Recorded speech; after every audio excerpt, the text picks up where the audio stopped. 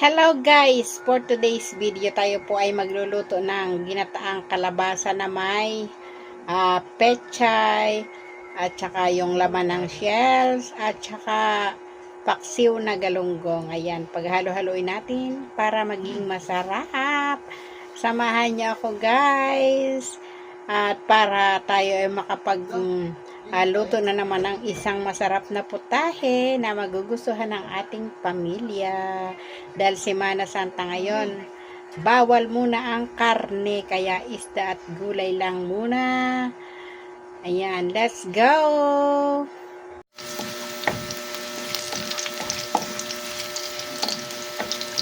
For today's video, tayo po ay magluluto ng ginataang kalabasa na may pechay. Hahaluan natin siya ng laman ng shell at isda na paksiw, galunggong na paksiw. Ay, tumalsik ang mantika. Yan po ay puting sibuyas. Ayan ang pula, dahil mayroon pa tayong sibuyas na puti, kaya ating nilagyan. Talsikan ako ng oil. Diba? Ating pasasarapin ang ginataang kalabasa. Gusto ko ng gulay. Dahil ngayon ay mahal na araw, kailangan natin puro gulay at isda. Bawal ang karne.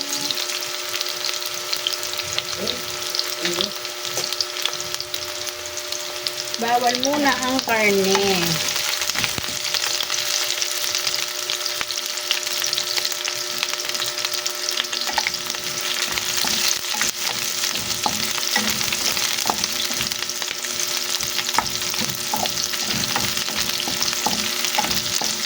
Lagyan muna natin ang aloe vera. Yun, natalsikan ng oil.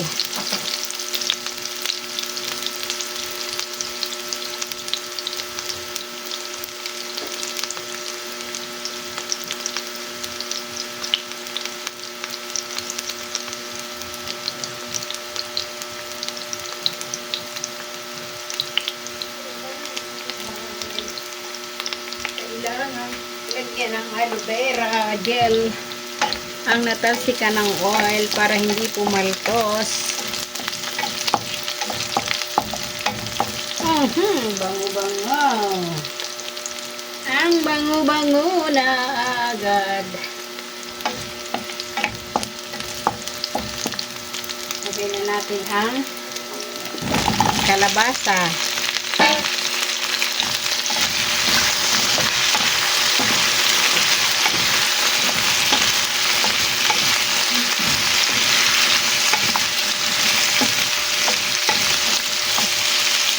Saka itong seafoods. Ito po yung nasa shell na sinungkit ko.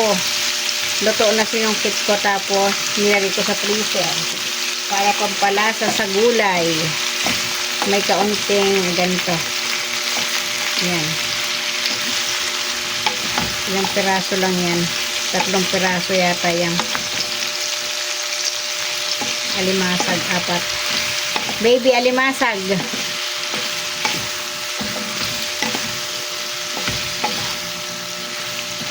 Lagyan natin yan ng kaunting tubig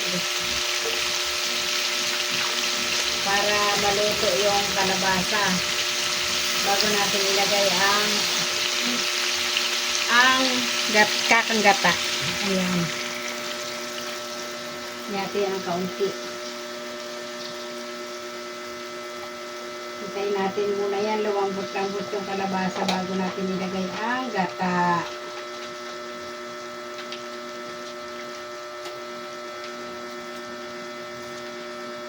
Tapos mamaya ihahalo natin itong galunggong na inalisan ko ng ulo.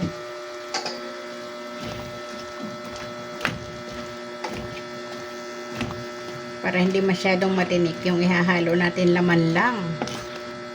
Ang ulo at tinanggal natin para paulam sa pusa.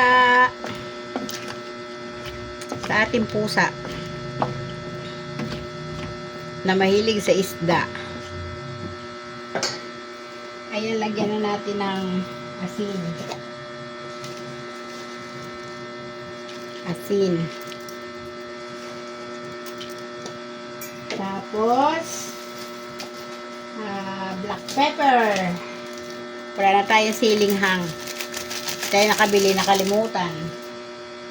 Tapos, lagyan natin ng kaunting Ajinomoto. Yan.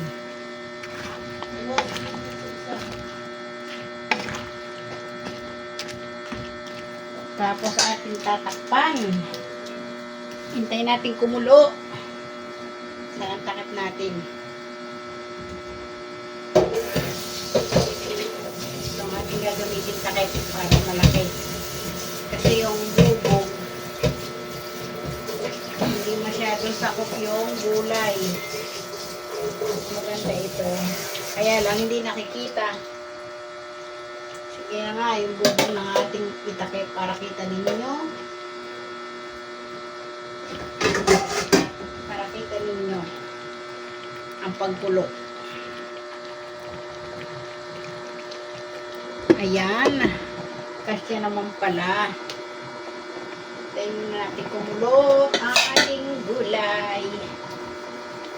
At habang tayo ay naghihintay maluto, ay tayo muna maghugas-hugas dito ng mga ginamit sa pagluluto.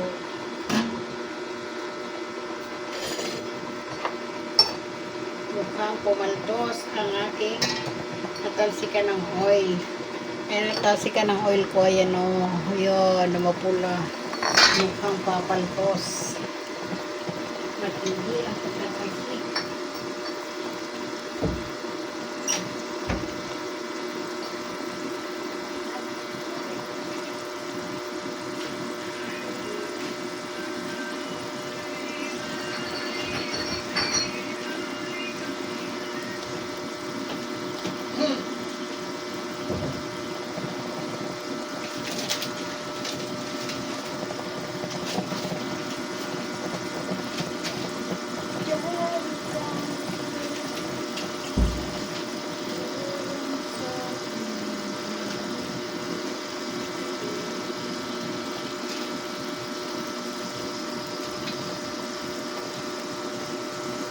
Ayan na nga, at kumukulo na po ang ating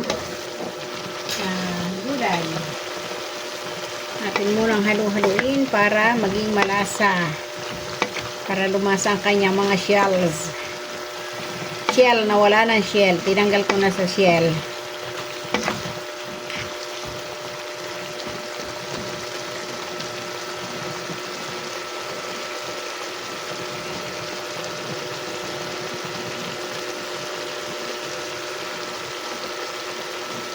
Sarap po yan.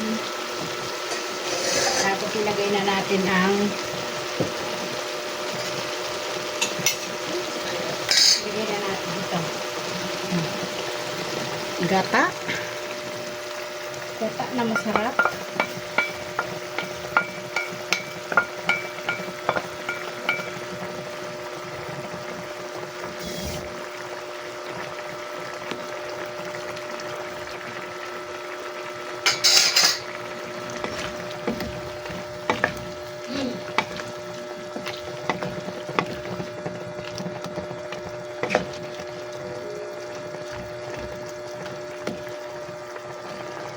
Yan.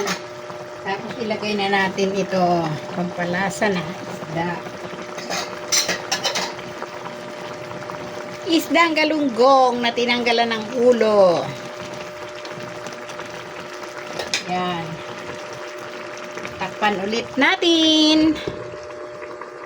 At hintayin nating maluto. Yan.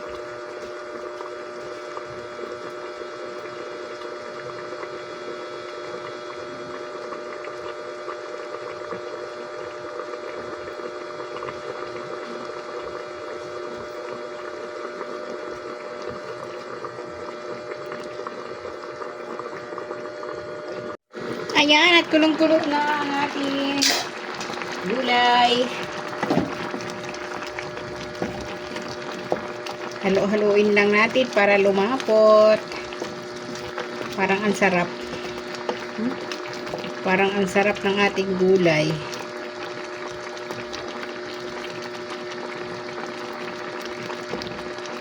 Maya-maya natin ilagay ang ating pechay.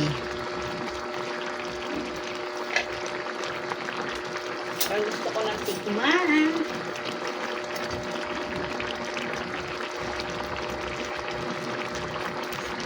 Kulang sa asin. Kaunting asin.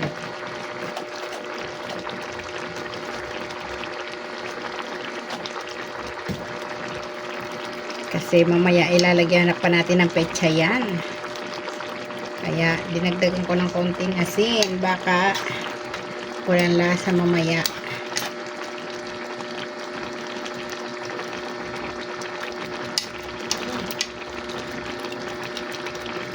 Yun ay sihi.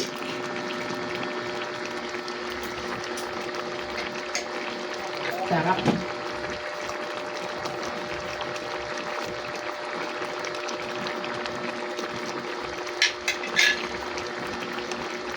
Lagyan na natin ang pechay.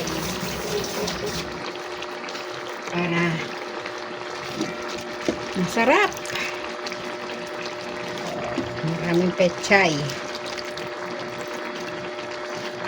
Lagyan natin yung mga paklang-paklang pa.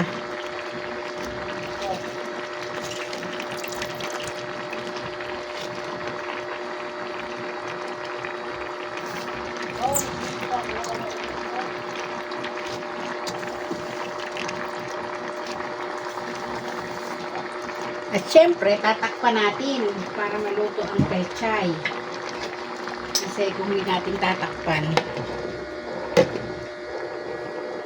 yan. Takpan natin. At eto na nga ang ating ginataan. Ayan, ang sarap-sarap. Mapapa-extra rice ka na naman sa sarap. At hindi natin papapakalutuin ang pechay kasi baka siya ay malabog. Tama-tama na yan. Thank you for watching and follow for more videos. Bye-bye. Thank you all for watching. Bye!